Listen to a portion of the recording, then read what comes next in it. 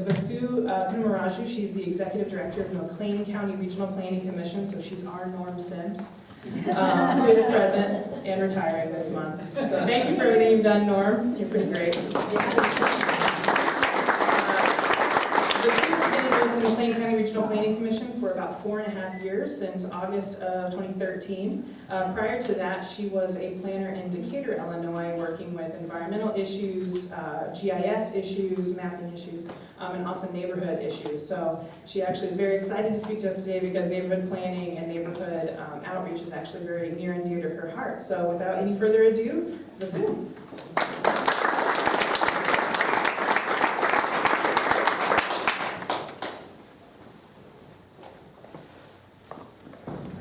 Thanks, Jess. Good evening, everybody. It is honestly my pleasure to be here. Like Jess said, neighborhood planning is very close and near and dear to my heart. As a city planner, I work very closely with neighborhood groups. And back then, I believe I presented to this group here in Springfield about sustainability and role of neighborhood groups in implementation. So I'm glad to be back. Today, I am going to talk about fiscal impact analysis. And I don't know if you're advancing it. Okay. All right. I'll give it to you in a second. It's not working. All right. So while it's not working, I know since Norm is here, and I know you probably are very familiar with regional planning commissions.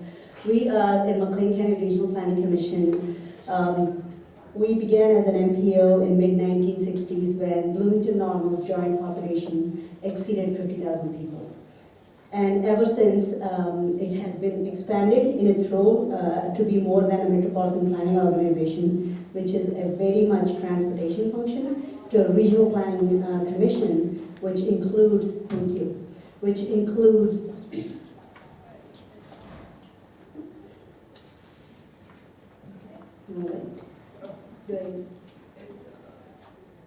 on page now. Okay, thank you. Focus.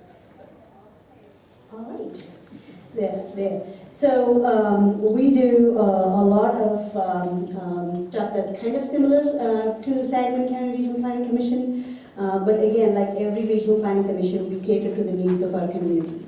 And in our community, majority of the focus in local planning is on greenways issues, neighborhood planning, historic preservation, and so on. But the big part of what I have done in the 4.5 years I've been with NCRPC is comprehensive planning. And as most of you know, at one point when we talked about comprehensive planning, it was about land use, housing, infrastructure, something very much that's detached from people. Within the last decade or so, there has been an increased understanding of what comprehensive planning should be and should do. And so there has been an increase in public outreach and really to understand what it is that people want. And I'll get into that a little bit later.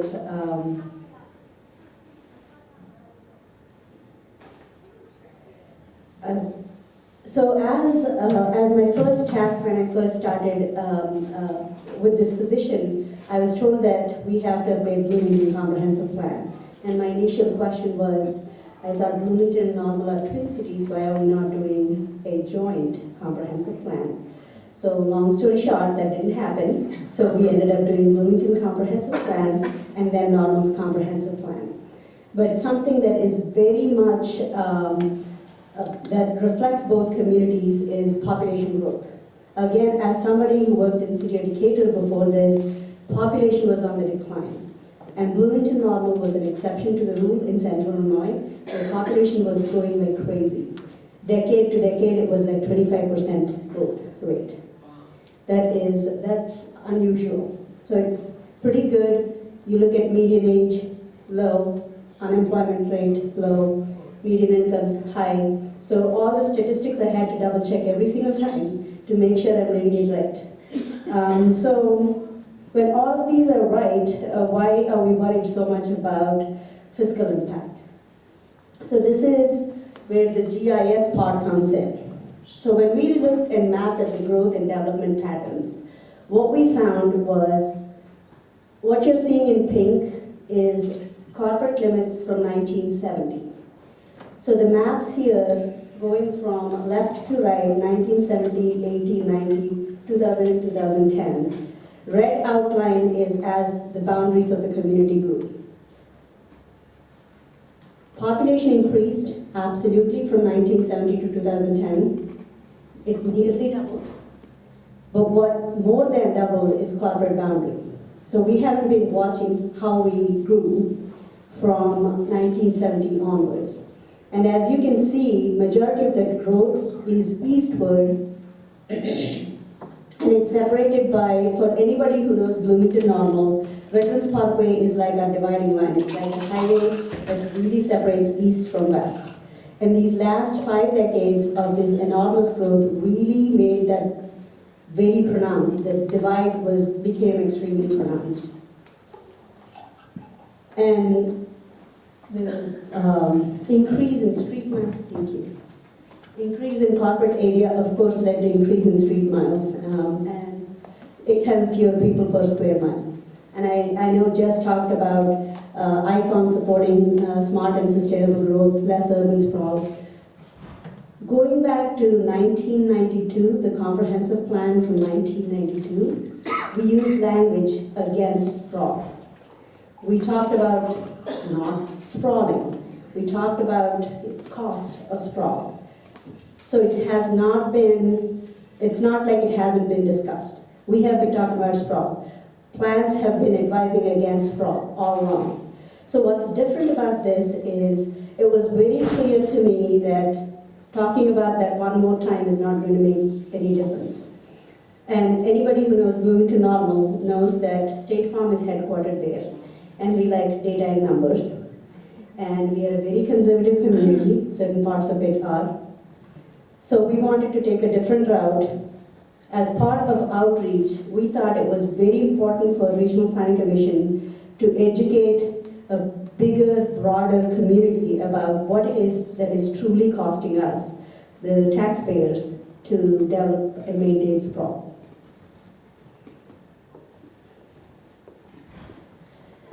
And so before I go into why we got into this GIS-based fiscal impact analysis, I do want to talk about population projections. We are also at crossroads. Yes, historically our population was growing in double digits, but in 2013 State Farm announced restructuring, which meant they opening hubs in Texas and Arizona and not hiring as many people in Bloomington. We had Mitsubishi plant that closed. So our population is definitely not going to grow at the same rate as before. Nonetheless, it still grows, but not at the same rate as before. So we did some scenario planning. The one that you're seeing at the top is if we grew at the same levels as the past 5 decades. And the one at the bottom is if we just took a snapshot of the last 5 years, what would the growth rate look like in the next 25 years? So of course that kind of sent some tremors in the community, if you will. And a lot of conversation happened around that. So the projected population, we kind of took the in-between route, but it sent a message that we have to be careful of how we grow. So fiscal impact analysis, again, like I said, we haven't been shy about talking about unsustainable growth before, but not with data and numbers. We did not support it by data and numbers. We took examples from other communities, which of course, it convinced people who are already convinced, but it did not convince people who thought that their $10,000 tax rate every year is in fact paying for all those poor people out there, right? So we wanted to, one, find out for ourselves what exact impact is it having on our taxes, and then also use it as an education tool. But most importantly, the difference with this study is this was used as an integral part of our comprehensive planning. It was a study that actually guided comprehensive plan and the tools that came out of the comprehensive plan. So of course, we worked with Dr. Linda Tomaselli from GIS RDC. She is a private consultant who does a lot of research using GIS. And she helped us do a lot of this analysis. So of course you have to, in ideal condition, municipal finances, because everything is related to a location, would have a perfect checks and balances about how much a property is bringing and how much is it taking. And we don't live in an ideal world. We don't have that kind of financing mechanism. So she had to take a lot of information from the audit, financial audit report, to come up with assumptions that are as close to reality as possible. So the analysis was done differently for operating and capital costs. So 90% of revenue was for operating and about 10% was capital. And expenses were also divided by operating and capital. I'll try not to go too much into the technical details unless somebody has a question and we can go over those at the end. What I will point out though is police, between police and EMS calls, there was a big chunk of capital, of operating expenses. So overall, the year that we've used for this analysis, it was a net surplus, operating a surplus, and capital a deficit.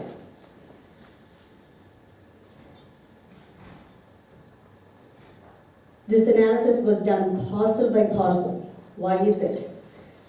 The purpose is not so much to see exactly what each parcel is bringing and what each parcel is taking. We wanted to then aggregate it based on neighborhoods that make sense. For that to happen, it had to be done at parcel level.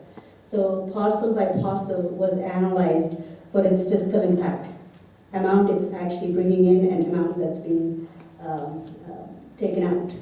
And what's important to also note is we took very accurate accounting for tax-exempt properties, because every tax-exempt property had to be redistributed to a taxable property.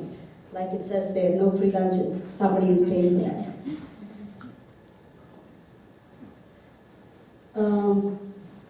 So from downtown Bloomington, the first 2.5 miles was identified as the core. And if you remember the very first map, this here is Veterans Park. And majority of this is developed before 1970. So within that 2.5 miles, 50% of population lives there. Police calls, we only have one police station that's dispatched from downtown. Police calls average 30 minutes within 2.5 miles and 60 minutes outside of that distance. Fire and EMS, of course, we have a lot more fire stations covering outside and a lot less covering within the 2.5 miles. One of them including our headquarters, and a big chunk of headquarters calls are also mental health related calls. So the response times within are greater than response times outside.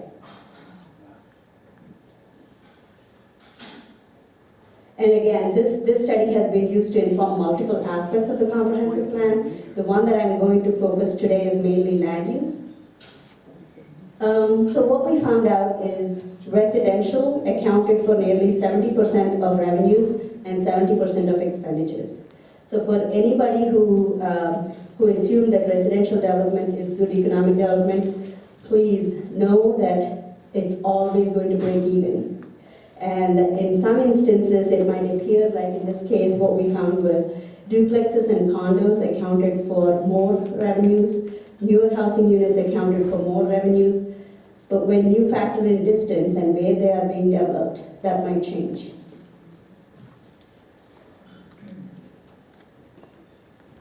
So overall, this picture kind of gives neighborhood-wise, we summarize this based on neighborhoods. What you're seeing here, this 2.5 miles, this core, it's actually a deficit of $343. Why is it a deficit? Because we have quite a bit of police and fire calls registered there. We have a lot of emergency infrastructure breaks, which were associated with this area. Once again, towards the end, we'll talk about how this helped prioritize investments. So the majority of infrastructure investment in the last 5 decades happened outside of this 2.5 miles. So this is something that we expected, the negative $343 per acre. But what we did not expect are these. So those two subdivisions, I'm going to go more into details of those two subdivisions. This subdivision here, Fox Creek subdivision, it was built 23 years ago. Now I think almost 25 years ago.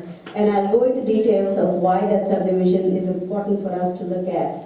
And then Grove subdivision on the far east side. So these are the two that we studied more. Rest of those, even though what you see up there is a negative 2,000 plus per acre, that's a policy issue. We had a metro zone going there where Bloomington was paying more to normal in this particular area that was studied. So we did not really investigate more in that area. And then where you see a $521 deficit, that again is a concentration of mobile home parks. So knowing our community, we know those two would result in a negative deficit. But these two subdivisions, so Grove subdivision, built 8 years ago, again, Regional Planning Commission opposed this subdivision. We cited comprehensive plan, we cited that annexing a piece of street to go out in the middle of nowhere is a bad idea. So regardless of that opposition, that piece of property was annexed with a lot of anticipation of population growth. Farthest from the center, again 6.5 miles. A big part of that is all residential. The way it's planned for is all residential. Currently, there are about 1,200 houses that are built there, where the developer really hoped to build close to 6,000 some. School district had to build a school. Bloomington Normal Water Reclamation District had to build a pump station. Neither one of those are accounted for in this impact analysis because we don't have all their budget and financial information.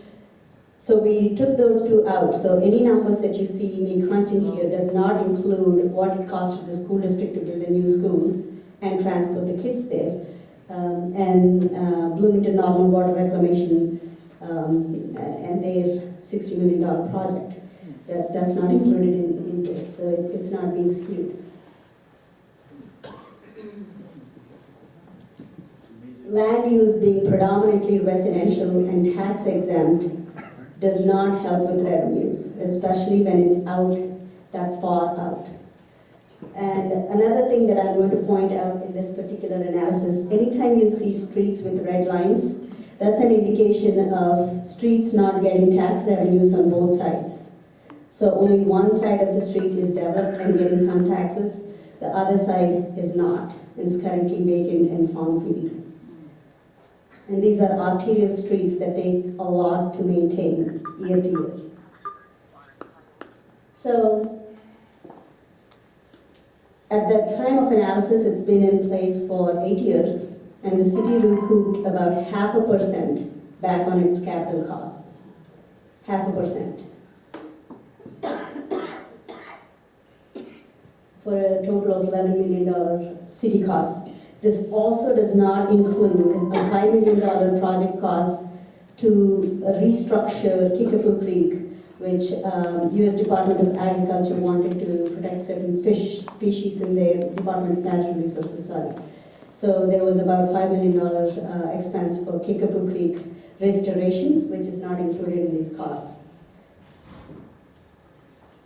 So Fox Creek, so one of the things I would say, very quickly, the developers and the engineers who are involved in Grow were very quick to remind us that there was a lot of anticipation of population growth, which is why they had to build up their project, the income, revenues. So we then picked up another subdivision that was done 20 years ago, again with the same premise where they said there'll be quite a bit of population growth and we need to build subdivisions to accommodate that. So this was added after an engineer who worked on Grove pointed out to us that you can't just look at that because population growth, the projected population growth is different. So we looked at Fox Creek that was built 20-some years ago at the time of the analysis. And this, again, predominantly residential use, school district had to build a school to accommodate this growth. And this, all the engineering systems here were engineered to accommodate 50,000+ people. Today, there are about 3,000+ people. So if we want to learn lessons from our own mistakes, this should have been one. So we had to again do this for our local development community who wanted to contest the growth analysis. So again, overall, in 23-some years, they've recouped 15% of capital costs. And all the infrastructure systems that have been put in place to develop Fox Creek are, it's about time for replacement. Again, cost of sprawl just on those two subdivisions is $750,000 annually in operating costs, and then $21 million in capital costs, of which we've recouped $2 million. That's just City of Bloomington, and does not include creek restoration that they've built to a different project for $5 million. Does not include anything that school district or other public entities had to bear. So, from a plan guidance perspective, a comprehensive plan is nearly 280 pages thick. We knew very quickly that if we had another paragraph or sentence in there that talks about sprawl, nobody is going to pay any attention. So we wanted to create mechanisms that would become like a little cheat sheet for policymakers and citizens to see where should development go. So we've developed this what we call land use priorities map that should be read in conjunction with the land use map itself. It identifies 3 tiers, tier 1, tier 2, and tier 3. Tier 1 is infill and redevelopment properties. Tier 2 is properties that are adjacent to the city with existing infrastructure, and city does not have to invest in additional infrastructure to make development happen. And tier 3 is areas that would require additional city investments to make development happen. And future is anything that says, if you see a development in this hashed area identified as future, that better be something that's so game-changing and the developer is willing to foot the bill for that. So again, our dear friends, developers, realtors, everybody who wants to make sure that we're doing this right, they said, we're not going to really be speculating land and development patterns here. So we have done again some analysis to see how much area is being designated under each one of these tiers. So between the 3 tiers that are designated, we have more than enough land designated within these tiers to accommodate development based on historical growth rates and patterns. It's just where we want that to happen has changed. So what happened since the plan was adopted? So the plan was adopted in 2015, huge support, even council members, majority of the council is new, and when we presented the fiscal impact analysis, they said, is there a way to unannex these subdivisions? Unfortunately, no. We should never annex them in the first place. So now it's ours to deal with. We had humongous support from citizens, including our conservative groups who were out there supporting this. So the plan was adopted in 2015, and of course it has won some state and national awards, which we are very proud of. But the biggest award was it's being used the way it's intended to be used. So these are few articles, again from Grove Subdivision, where the attorneys of that subdivision and the developers are pushing hard every single day. So that's our litmus test for if the comprehensive plan and the analysis that we've done is working.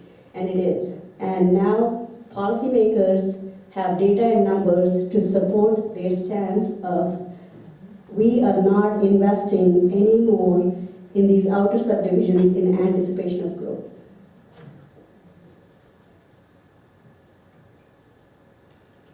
So that's our story of fiscal impact analysis. So I would be happy to answer any questions.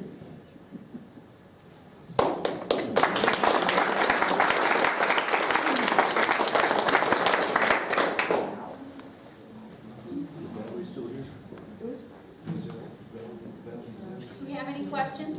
Yeah. So you hired an outside consultant to do this study initially, Yes. and how much was that?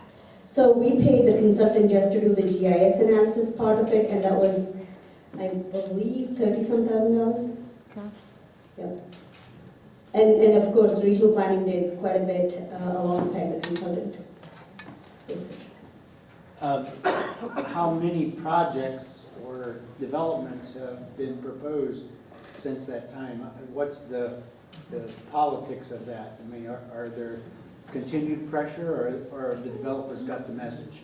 So that's actually a great question. So our population growth has slowed down, and over the last, particularly in the last 20 years, the type of development proposals, the subdivisions that have been approved, single-family McMansions.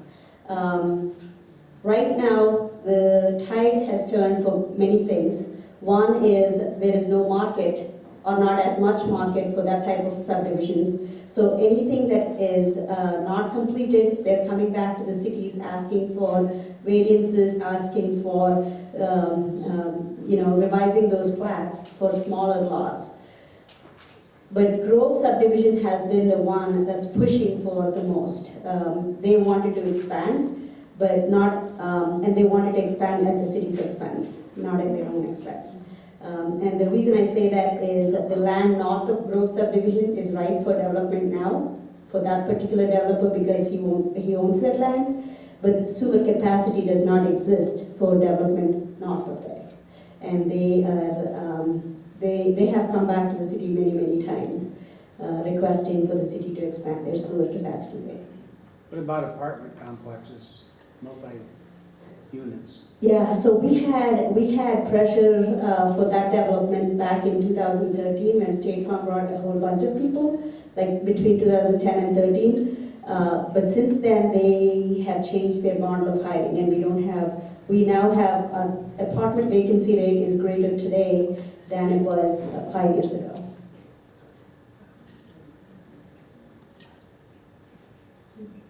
When you talk about coordination with Normal, are they in the same vein? Or? Yes. So right after Bloomington is done, Regional Planning Commission also worked on Normal's comprehensive plan. So the good news is we didn't have to spend another $30,000 doing their fiscal impact analysis. This was good for them. They got the message. Our local builders and realtors, they got the message. So investment in Bloomington kind of helps serve purposes for both Bloomington and Normal. And in Normal, we developed a similar tiered system for land use. So Normal's expanding east, but 55 kind of cuts them off from further expansion north and west. Somewhat, because they've already extended their infrastructure north of 55, north of interstate. And Normal is slightly different in a way that they have already began their smart growth journey 15 years ago with their uptown. So it was easier convincing Normal.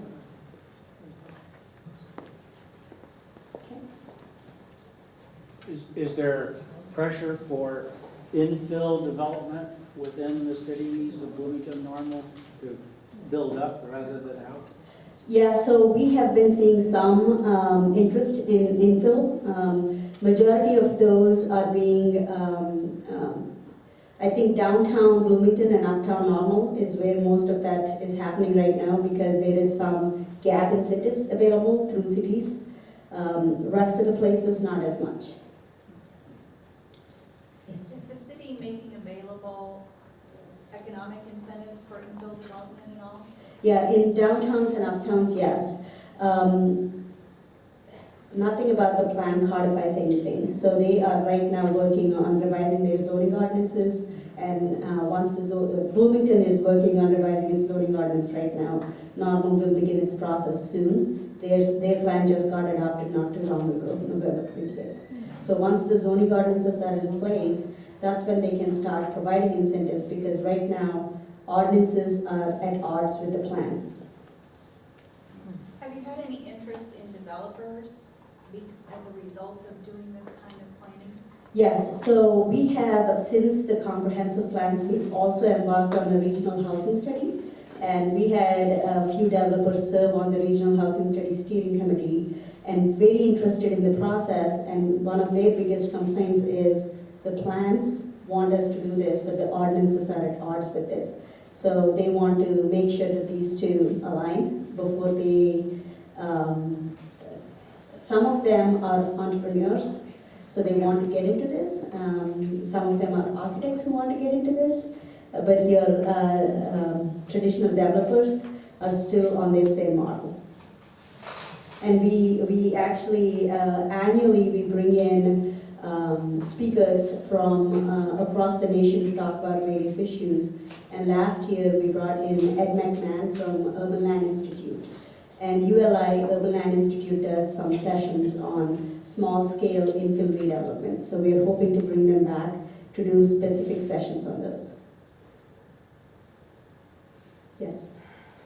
Vasudha, when this comprehensive plan came to the city council, what was the vote that was taken by the city council, do you recall? Unanimous. Unanimous unanimous approval process, because the outreach and engagement, again, and given the restriction on time, I did not go into that, but we have engaged over 7,000 residents in the process, and we had nearly 180 people serving on advisory groups, and many of them have been kind of advised by various aldermen to serve on these advisory groups. And we went back every quarter, updating them on the comprehensive plan process. It was very much unanimous. Well, I understand it was unanimous, but was there any opposition to the plan from builders or developers at the time it was adopted? There was no opposition. During the process, we had builders on various advisory groups. So during the process, we had very healthy debates. Some of the builders, some of the engineers who helped build Grove are also convinced that that's not the model that's going to work anymore, because these are the people who are constantly advising their developers to revise their plans to build smaller houses and neighborhoods closer to various amenities. So they get it now, even though they wanted us to acknowledge that at that time this was a good deal, they get it now. So they have been good conversations, debates, but not so much opposition to what the way the plan was presented. Were they involved in developing the plan, the builders and developers? Yes, they were involved. Yes. With the concept of building up and not out, Mhm. the office buildings in downtown Bloomington, like the State Farm building, are they still used by, is that State Farm building still used by State Farm, or is it in a condition that it could be repurposed? So State Farm building is still being used by State Farm. Some buildings in downtown, especially downtown Bloomington, there is quite a bit of talk about what we want there. And it's still a nebulous plan. Downtown has its own plan, and we continue to talk about a project that really kind of has for additional development there. But so far, there are only a couple of buildings that we have identified to repurpose. FAR Associates, I don't know if anybody here is familiar with them. They've identified, they did downtown Bloomington plan, and many of the surface parking lots have been identified as potential for redevelopment, which, as you can imagine, that's a landmine. At least today, hopefully with the new autonomous vehicles and change in traffic, transportation systems, that could change in the future. Yes, you said it was unanimous in there. Springfield has 10 aldermen. How many does Bloomington have? 9, I believe. 9? Yes. Thank you. 9 plus mayor. 9, Yes. We have 10 plus mayor. Yeah.